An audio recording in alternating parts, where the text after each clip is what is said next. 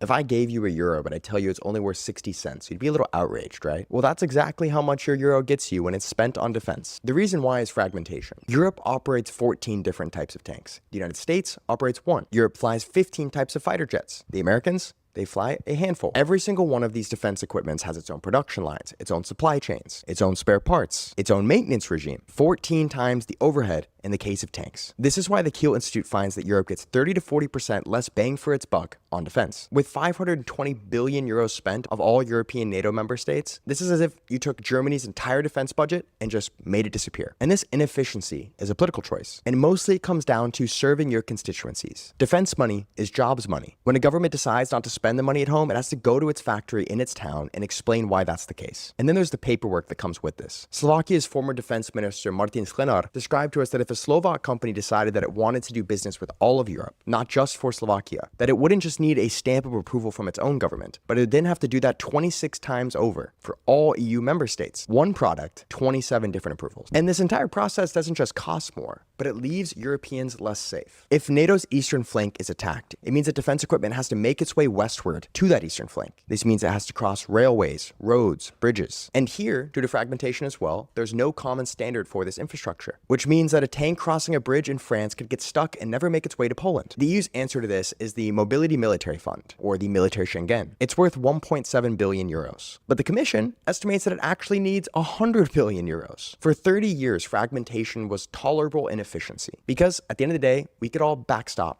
to the American supply chain. But under this Trump administration, it is no longer a minor inconvenience. It is an existential crisis.